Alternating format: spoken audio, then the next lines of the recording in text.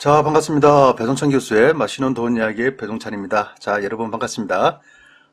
부동산 가격이 많이 상승하고 있죠. 또한 분양 가격 또한 상승 중에 있는데요.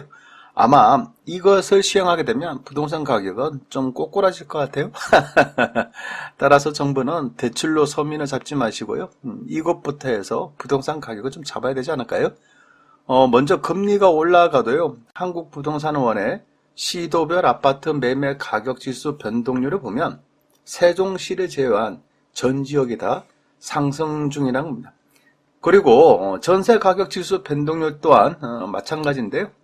일단은 전세 가격은 하락한 곳이 없다는 얘기입니다. 전국적으로 봐도 떨어진 곳이 없다라고 말씀을 드릴 수 있을 것 같고요. 아마도 11월 달에 추가로 금리 인상까지 된다면 이러한 부분을 한번 또 눈여겨보셔야 되겠죠. 뭐 저 개인적인 생각으로는 금리 인상 중요하죠. 금리 인상되면 영향이 없다 해도 영향은 있을 거라고 생각되고요. 그래요. 집값 상승, 주택 가격 상승은 뭐 여러 가지 원인들이 있겠죠. 이런 원인들을 한번 살펴보면 뭐 수요 공급, 뭐 수요는 많은데 공급이 부족하니까 주택 가격 오른다. 요 이야기지 않겠습니까? 또한 뭐 개발 이슈, 또 GDP, 그렇죠. 물가, 금리, 통화량, 정부 정책, 심리, 인구 이동 등등 해서 집값 상승의 여러 가지 원인들이 있겠죠. 하지만 제가 생각하는 집값 상승, 주택 가격의 상승의 아주 중요한 원인 중 하나는 바로 아파트 평당 분양가의 상승, 이런 부분도 있다라고 이렇게 말씀을 드릴 수가 있다는 겁니다. 예를 들어서요. 신규로 분양하는 아파트 평당 가격이 오르면 오를수록 기존에 있는 오래된 아파트 평당 가격 또한 올라가는 거 아닙니까? 그렇죠. 또한 오래된 아파트 가격이 올라가니까 또 신규로 짓고 있는 아파트 평당 분양 가격, 이 가격도 올라간다라고 봐야 되겠죠. 이를 단편적으로 잘 나타난 통계가 하나 있는데요. 국토교통부의 자료에 의하면요. 1989년부터 1999년까지는 분양가 상한제하고 비슷한 원가 연동제를 시행하고 있었죠. 이 시기에는 분양 가격을 이렇게 통제를 했다는 겁니다. 이처럼 통제를 하니까 주택 전체의 매매 가격, 서울에 한해서 2%가 상승됐고요. 서울의 아파트 매매 가격은 4.1%가 상승했다는 얘기입니다. 요즘처럼 막 이렇게 부동산 가격이 급등하는 시기에 원가 연동제를 가구하니까 주택 가격이 이처럼 2 내지 4%밖에 올라가지 않았다는 얘기예요. 그리고 분양가 자율화를 또 했었죠. 그러니까 1997년, 98년도 외환 위기 때문에 주택 경기가 안 좋으니까 분양가 자율화를 이제 푼 거 아닙니까? 그때 미분양이 뭐 15만 가구 이상 되고 하니까 주택 경기 활성화를 위해서 분양가 자율화를 했죠. 그래서 2000년부터 2006년까지 분양가 자율화를 하니까 서울의 전체 주택 매매 가격은 무려 9.3%가 인상이 됐고요. 서울의 아파트 가격은 분양가 자율화를 하니까 13.6%나 올라갔다는 얘기예요. 이처럼 많이 상승했다는 얘기죠. 다시 분양 가격이 올라가니까 기존에 있는 아파트 가격까지 이처럼 상승했다는 거예요. 따라서 정부는 또 분양가 상한제를 했죠. 2007년도부터 2014년도까지인데요. 이처럼 분양가 상한제를 하니까요. 서울의 주택 전체 매매 가격은 1.1% 상승, 서울의 아파트 가격은 0.4%밖에 상승을 안 했다는 얘기입니다. 즉 분양가 상한제를 하면 아파트 가격이 묶이고 분양 가격이 묶인다는 얘기예요. 그런데 2015년도에 또 분양가 자율화를 또 풀어줬지 않습니까? 분양가 자율화를 하니까 서울의 주택 전체 가격 매매 가격 4.1%, 그리고 서울의 아파트 매매 가격이 5.7%가 이처럼 또 상승했다는 얘기예요. 그래서 현재 정부는 오르는 분양 가격을 잡기 위해서 또 집값을 잡기 위해서 2019년 11월 6일 핀셋 규제로 분양가 상한제를 시행했죠. 그런데 문제는 전국으로 하는 게 아니라 서울에 27개 동만 하겠다고 이처럼 발표를 했다는 거죠. 그래도 분양 가격이 오르자 다시 또 핀셋 규제로 2019년 12월 17일 또 발표를 하죠. 분양가 상한제 적용 지역을 서울의 13개구 전 지역과 37개 동, 그리고 경기도 강명을 비롯한 일부 13개 동에 분양가 상한제 적용 지역으로 지정을 했다는 거예요. 말 그대로 핀셋 규제라는 거죠. 이러니 민간 택지 같은 경우에 지방 광역시나 지방 중소도시에는 분양가 상한제를 적용하지 않았다는 거예요. 그렇다면 한번 생각해 보세요. 이처럼 서울이 분양가 상한제 지역으로 좀 묶이니까 건설회사들이 분양가 상한제를 하게 되면 남는 게 별로 없으니까 뭐 경기도나 아니면 지방으로 갈 거 아닙니까?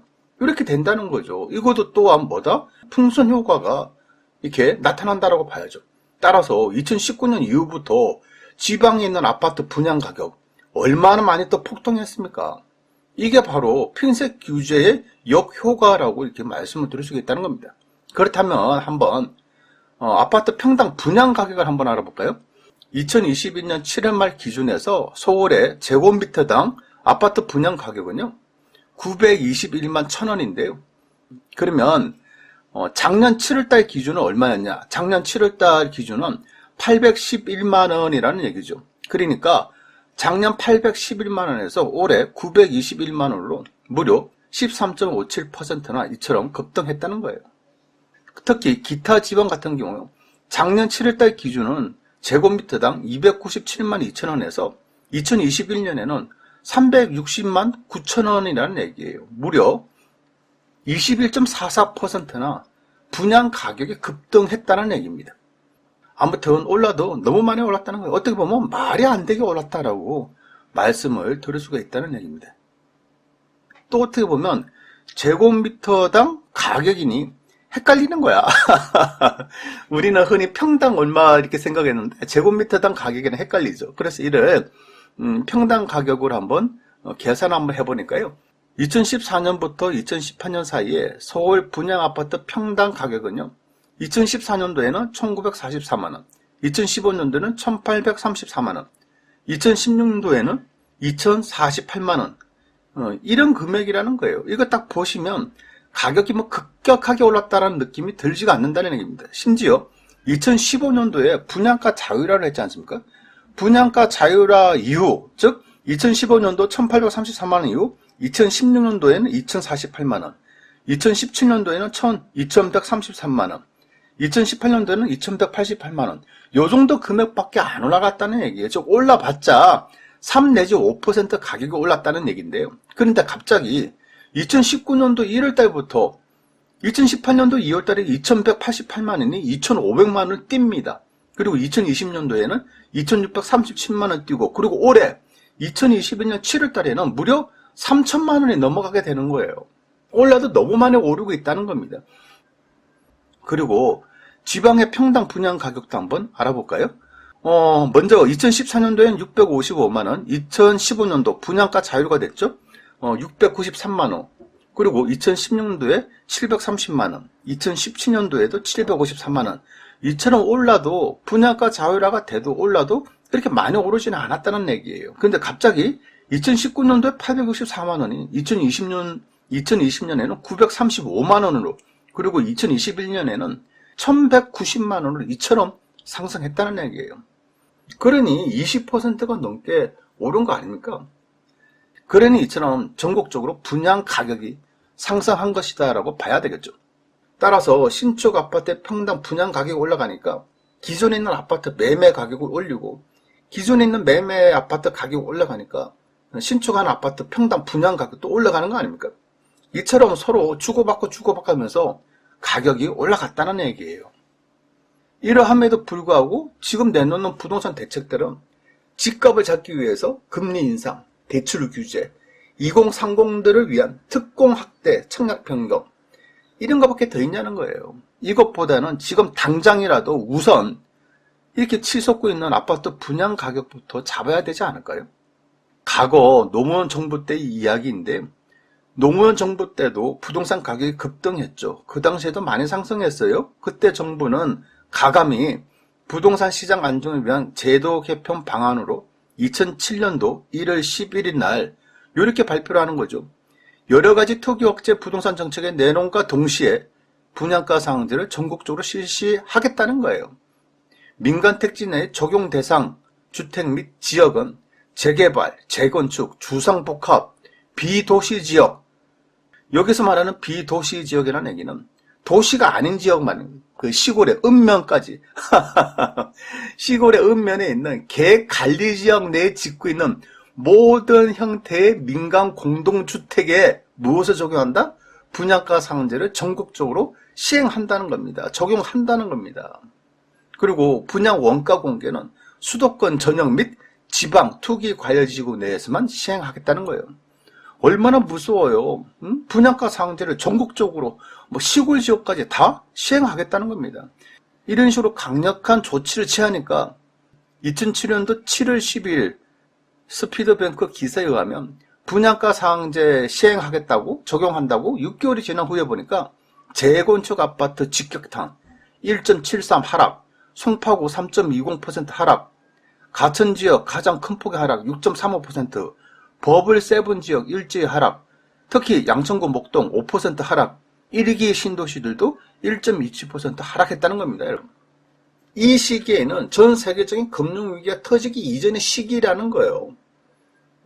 금융위기 이후에 집값의 하락가는 별도로 분양가 상한제를 전국적으로 시행한다는 얘기에 이처럼 투기 지역의 아파트 가격이 하락했다는 거예요. 즉 분양가 상한제를 전국적으로 시행한다고 하니까 집값이 잡혔다는 이야기죠. 물론 분양가 상한제에 대한 장점과 단점이 있어요. 이러한 부분은 저도 연구를 통해서 잘 알고 있어요.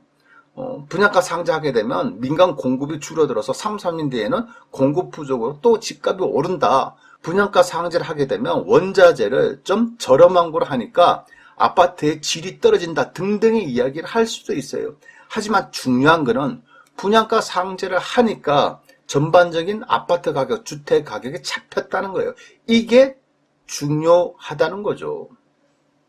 어떻게 보면 진짜 우리 보통 사람들, 젊은 층, 신혼부부들, 무주택자들이 원하는 것은요.